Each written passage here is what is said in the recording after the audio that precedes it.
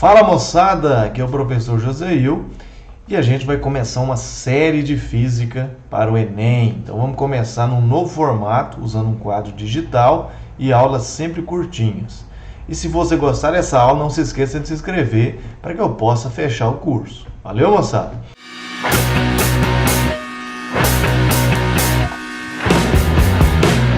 Então hoje a gente vai falar sobre as unidades de medida e o sistema internacional.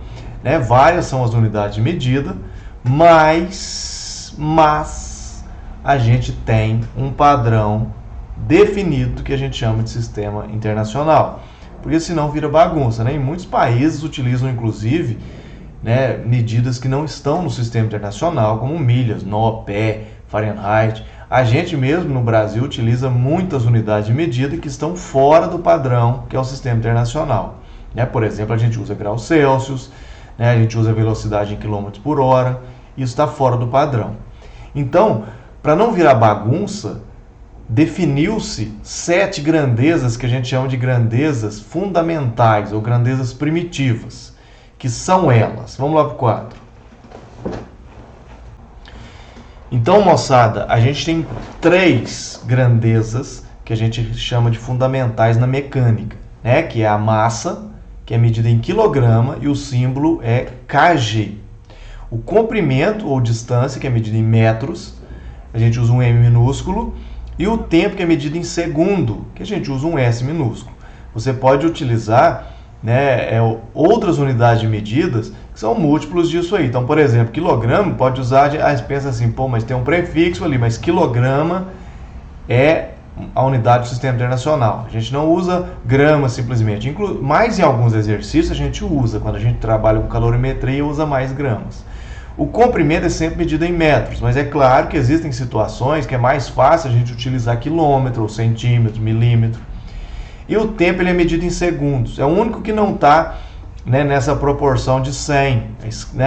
Então, por exemplo, você tem lá 1 metro é 100 centímetros. Agora, um segundo, depois a gente tem 1 minuto. 1 minuto é 60 segundos. Então, a proporcionalidade é diferente aí, certo? Depois a gente tem a termologia. Na termologia, a gente tem a unidade de temperatura da escala absoluta, que é a escala Kelvin. Então a gente não usa graus Celsius nem Fahrenheit. Fahrenheit é muito utilizado nos Estados Unidos. Para nós aqui no Brasil, graus Celsius é mais fácil de pensar, E na escala absoluta, no sistema internacional, a gente utiliza Kelvin, certo? Então o Kelvin ele vai ser importante porque ele mede um valor mínimo de energia do sistema. Então o 0 Kelvin é aquele ponto que não é possível ser alcançado. E a gente tem também na eletricidade. Na eletricidade, moçada, a intensidade da corrente elétrica é medida em ampere, E o ampere, aí você vai pensar, corrente elétrica é carga dividido pelo tempo, então é coulomb por segundo. Então não seria o ampere uma grandeza derivada? Não. O ampere foi definido como uma grandeza do sistema internacional e a gente escreve o resto em função dela, Na verdade, fica meio estranho mesmo aí. Então aqui são as 5 primeiras. A próxima que a gente tem está relacionado com o cálculo de energia, quando a gente fala de luz. Na ótica física, se você estudar a luz, você vai acabar trabalhando com a intensidade luminosa, só que isso vai ser pouquíssimo explorado no ensino médio, que é medida em candela ou candelar, E a gente utiliza, eu acabei escrevendo aqui de novo, deixa eu corrigir, a gente utiliza um CD, que mede essa unidade de intensidade luminosa. E por último, a gente tem uma que inclusive a gente pode falar que é até da química, que é o número de mols, que é a quantidade de matéria. Então você pode pensar que é físico-química. Então, moçada, você pode falar que é físico-química ou pode falar que é termodinâmica. Então a gente tem a quantidade de matéria, que é medida em mol, número de mols, Utiliza-se muito quando a gente está trabalhando. Com gases, aquela equação PV igual a nRT e tal, e por aí vai, certo? mas na física a gente também vê um pouco. Então essas são classificadas como as grandezas, né, as unidades de medida primitivas, né, são as mais simples. A partir daí, a gente pode escrever outras grandezas em função dessa. Né? Como que a gente escreve as outras grandezas em função dessa unidade de medida primitiva? Vamos ver um exemplo aqui. Então aqui, a primeira grandeza que a gente vai ver é a velocidade, certo? A velocidade é uma grandeza que ela é derivada da distância e do tempo. Quando eu faço essa taxa. Então, se você lembrar aqui, ó, a velocidade v, ela é dada por distância dividido pelo tempo. Então, qual que seria a unidade de medida dessa situação aqui? Ó? Seria distância, que é medida em metros, e o tempo, que é medido em segundos. Então, a gente tem metro por segundo. Então, essa é uma grandeza que é derivada da distância e do tempo. Quando a gente mede a aceleração, veja, a aceleração também é uma grandeza derivada. Ela vem de onde?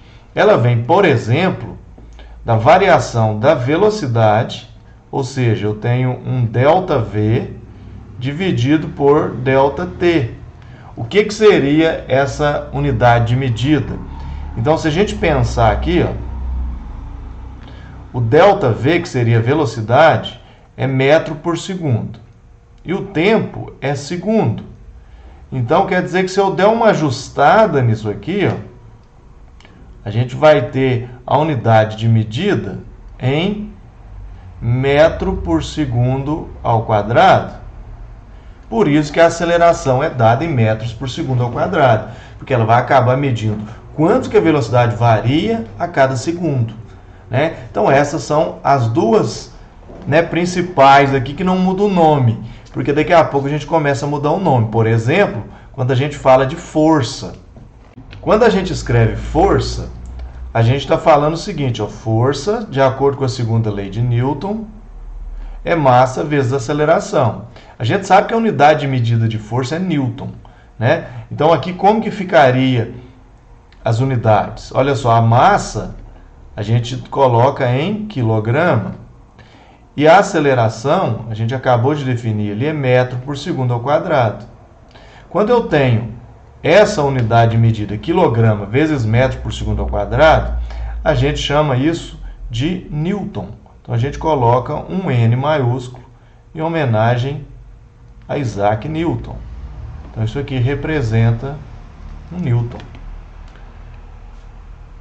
E a gente pode ter várias outras grandezas derivadas disso. Aqui eu tenho alguns exemplos apenas. Então é isso, moçada. Essa é só uma aula teste para a gente fazer uma introdução a esse modelo de aula que eu quero criar no meu canal. Se você gostou, comenta, vamos tentar fazer uma sequência, curte, compartilha e me pede algum conteúdo aí que a gente produz. Valeu, moçada. Abraço.